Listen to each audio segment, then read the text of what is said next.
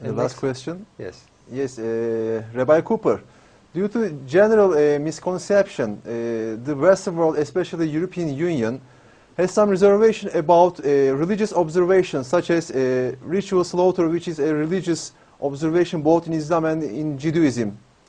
Could you please share your ideas with us about the effort to criminalize ritual slaughter in Europe? Well, I think we have two, what we call mitzvot, two of our core commandments that are shared also by Muslims. One is the ritual slaughter. For us, it's shechita, which is acceptable also to Muslims to eat. And the other is Brit Milah, circumcision. Both of these core commandments of our two faiths are under attack today. As we know, in Germany, I myself was in Berlin and met with the Justice Minister of Germany and her team in order to discuss what legal remedies will be taken by the government of Germany to protect the religious rights of Jewish and Muslim parents to fulfill what has been fulfilled since the time of our father Abraham. I feel pretty confident that those legal guarantees will be put in place. However, I want to look at, for example, a nation like Norway, which I also recently visited. They have on the law since 1929 a law against the ritual slaughter, against shechita. That law, I believe, came into existence because of the hatred of Jewish people. I don't know how many Muslims there were back in 1929 in Norway. But let us understand that that country, which has 60,000 people who go out and hunt, registered hunters. This is a country that still hunts whales, that beats baby seals to death. That they would tell the religions of Judaism and Islam that there is something wrong with the ritual slaughter, that somehow it's increasing the pain of an animal, is either based on a lack of knowledge or on prejudice, and in any event should be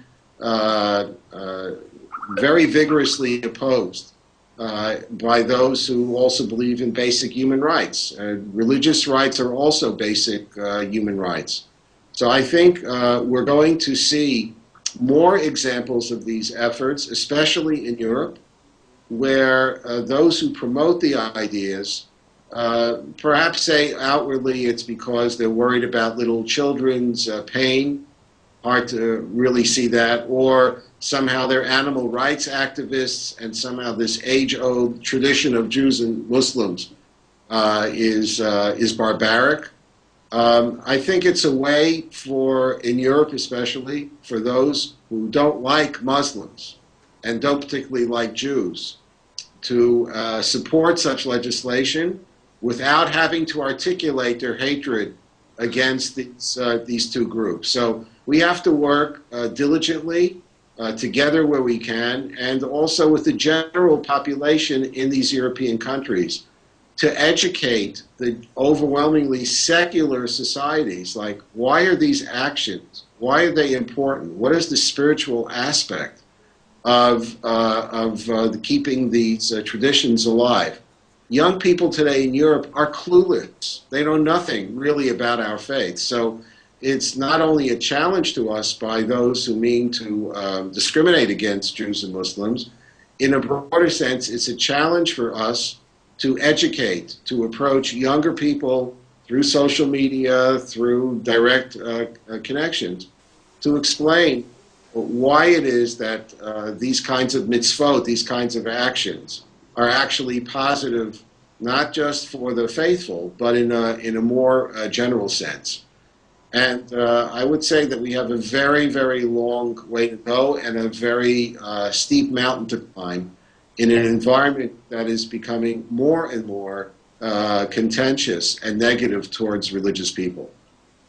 Thank you. Yes, thank you. And since we are coming to the end of this beautiful conversation, Can we have the last few words of Jerry first, and then the last few of Rabbi Cooper, and then finish up? Sure. Well, I think one thing we really have to be aware of is I want to go back to that anybody can claim a name to be Christian or Jewish or Muslim.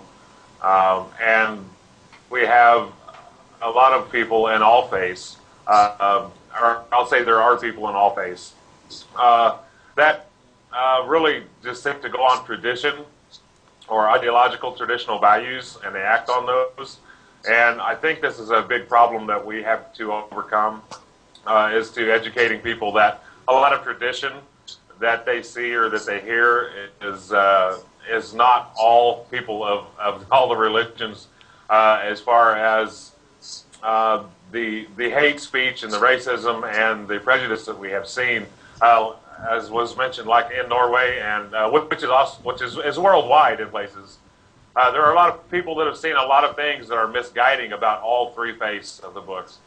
I think education will be key, getting people to get past what they think is reality and actually getting them to see reality.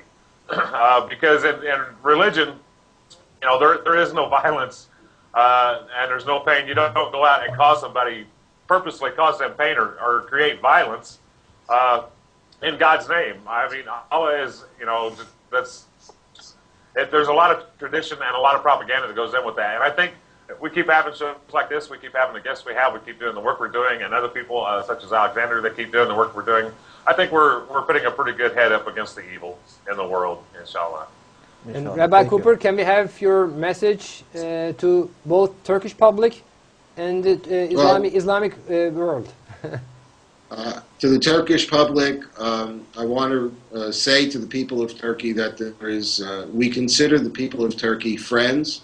They have welcomed Jewish people in their midst for hundreds of years. Definitely. We hope that the current political environment won't poison that friendship. More globally, whatever we can do together to attack and take down negative stereotypes about each other, I think will be seen by God as a blessing. And then finally, speaking more personally to the wonderful hosts in Istanbul, I hope that perhaps next time I'm in your neighborhood, you will come to my daughter's home in Jerusalem for a wonderful Friday night Shabbat meal. Inshallah. Inshallah. In Mirza Hashem, inshallah. And we will be very pleased and honored to have you in Istanbul, actually, and with your daughter and your family. It will be a great pleasure and honor. It was a great pleasure and honor to have you. And this was a beautiful conversation. And we believe with people like you, yourself, and other sincere religious people, the peace will come very soon. And we hope this is coming, inshallah. I hope we will merit that. Thank you. Thank you very much. Have a nice day. Rabbi Cooper, thank you very much for joining us, inshallah. We are all children of Abraham, and we all want to live in peace, inshallah, and as soon as possible it will be, inshallah. And thank you very, very much. And we come to end of our show today, and thank you very much for joining us. And Jerry, thank you very much also. And on behalf of everyone here in Istanbul, we say goodbye. Thank you very much.